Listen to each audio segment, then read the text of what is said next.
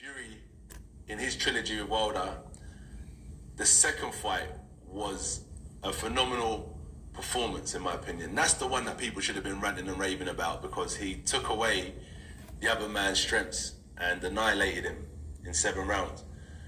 But because of the excuses, it kind of muddied that. Put an element of a seed of doubt into people's minds that if one of Deontay Wilder's reasons why he lost the fight was true, hold on a minute, what if that was true, or what if this was true? From Fury's credibility, as hang on a minute, he just went in there and obliterated him. But there is history of Fury with gloves anyway, so you can kind of put the doubt in their head. So it was a great reason. I'm sure Wilder still got his reasons. I'm not doubting him, but I'm giving an example as to why excuses ain't bad. But then the third fight came along, and even though Fury won, because there was no doubt anymore, it was like, so for me. Those are the words of Anthony Joshua as this continues on this extensive interview, over an hour-long interview, that he's talking about Tyson Fury and Deontay Wilder, and the fact that Deontay Wilder, the way he was destroyed by Tyson Fury, the excuses were, like he calls, muddying the water. It muddied the water a bit because it put doubt in people's mind based off the history of Tyson Fury that he could have cheated. And let me counterpunch. Those excuses, I can't say that, those excuses were the only thing, honestly, that kept that fight sellable, wannable, and doable. Because when Fury did what he did, everybody was like, and I was one of those people. I was one. I was like, this shit is just happening. Did this just happen right now? And when those excuses started, they were ridiculous. They were ridiculous because that first month, okay, well, it was at the end of the month. So the first 2 weeks, I should say, in March, that was the realest time, because people were still like, wow, hats off to Fury.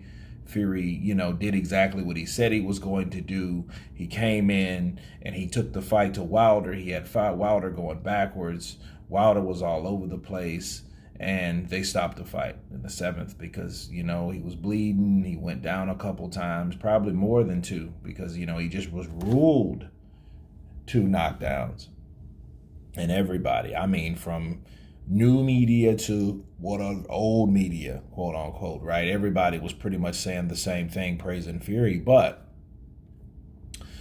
after COVID season, things got weird. And then that's when the excuses started. All the stuff started. It started with the doubt started, the seeds of doubt, the little seeds you drop into the ground and you cover up. They started being planted.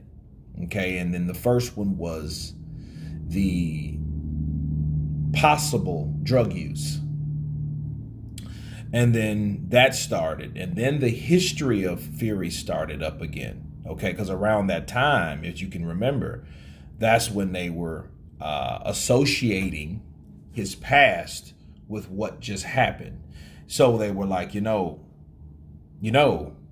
Tyson Fury tested positive for nandrolone, which is a banned substance, right? And then that's when that started. And that got squashed, to a certain degree, okay? If you guys can remember, because people were talking, he had to be on something. He had to be on something. How did he have the power to do that to Wilder? He couldn't do it in the first fight, so he had to be on something, man. He had to be on something. Then the test came back.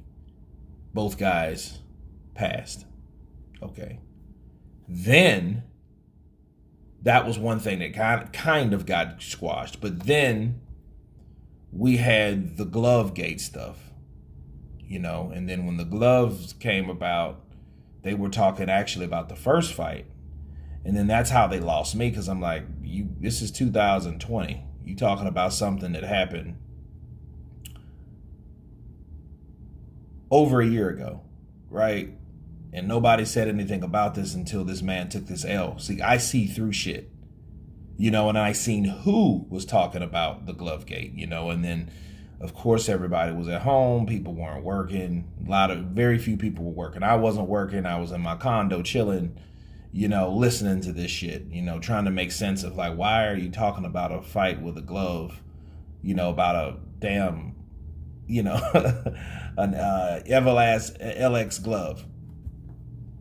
So then that started.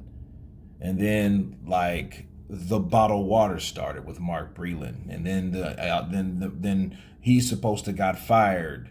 But then the reason he's supposed to got fired was because he spiked the water. But the real reason is because he stopped the fight early. But then then since they added that, you had, then the water deal came up, which I think was foul, because if they fired the man, then lied on the reason they fired him, and when I say they, I'm talking about Team Wilder. I'm not talking about Wilder Channels United, because they said all the above. And that's what was being said. Yeah, he tampered with my water. He put something in my water. He had me drunk and dazed. That's why I was doing what I was doing, flopping around. So, it was a lot. And when you go back to AJ, because I don't want to lose people, because there was many more things, Then Martin Carefoot, this farmer, he supposedly came out, said I was lying back then, fucking 5 years ago. Then he said I was lying again, and then he just kind of totally got out of the picture. So I'm like, okay, what was up that shit? So it was a lot of things that were brought up about Tyson Fury. It was a character assassination, damn near Bill Cosby style, right? So it was like, that's what it was. Everything was coming at this man. And then that seeds of doubt, rather, were more and more planted to have you like, hey, well, maybe he is. So they tried to get you to believe like, hey, there's a chance. Wouldn't you agree? There's a chance of him cheating. Right? And then it was like, I guess he could have. No further questions. So it was a sellable tactic. It made a lot of people a lot of money that wasn't going to make money, that wouldn't shit before that. And then you had people that weren't even boxing fans coming in because they were just racist assholes. You know what I'm saying? So like you had those type of things going on about Fury, and then Fury comes in and fucking half kills this guy the third fight. Like I told people, well, what if he didn't? You guys are so hell-bent on him did. Well, what if he didn't? That means Wilder has to learn, and this motherfucker started taking a boot camp course with Malik Scott, and all the things that he was doing. He was hyping everybody up. He was looking good. He was throwing combinations, going to the body, he was hooking to the body. He was slipping punches from the right hand.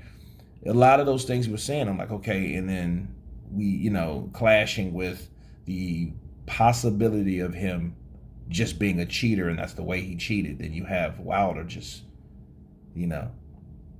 going to town, built the whole facility beside his house. So, it was a lot of things that happened between those two guys between the last 2 years. It's crazy. Early 2020, late 2021. But when it all came down to it, we had one fantastic fight. But Tyson Fury won because he removed, like AJ said, he removed all the doubt. He did remove all the doubt. He wore the same gloves, same color, same brand, right? They even looked at him, cut them shits open, to make sure that because there's no way of knowing which one was tampered with. So they just picked the random one. So that shut that down. And it was almost like sad. It was almost like an idea being eradicated to some people, because some people wanted to believe that like a religion, like a faith belief, based on what they felt, based on what someone preached and taught to them month after month, week after week, day after day, minute after minute, second after second. So it was almost like, damn. And then when the fight took place, within that fight, you could clearly see that man just got his ass beat. And he's really getting hurt by these punches. And I tried to warn whoever would listen, like, hey, if that man could actually hurt Wilder, Wilder's ass is in trouble, and then he has to. And that's why I think he reverted back, because it was like, well, this shit that I'm doing is not going to work, because he really wanted to believe that those fucking gloves that he was using was full of whatever the fuck he was hurting him with. But then yet he couldn't punch, which is stupid. You know what I mean? Like, if he cheated you both times, he should be able to punch hard as hell if he was going to cheat you. He's doing some Margarito shit, like, right? So none of it really made sense, because you could always see like, okay, that don't make sense, you know. But Joshua was just bringing that to the forefront, like, hey, excuses in that situation, it was good, but me counterpunching it, no, none of it's good. You know, because excuses are just a reason how you can't cope with your loss. And he, of all people, should know. You know, the guy that doesn't, or the guy that's not known for a plethora of excuses, like AJ, when he took that ass whooping from Andy Ruiz, everybody was looking for it, but it did make the fight sellable, because they, you know, people believed there was something wrong with AJ that night. You know, which if you look at, again, you look at AJ and then you look at Wilder from February 22nd to 2020 to Joshua, June 1st, 2019, who looked more jacked up, you know? So, but again, I just think it was interesting, you know, his take on it. You guys tell me what you think about AJ's response to the cheating allegations. Of course, please subscribe. And you guys been counterpunching. Peace.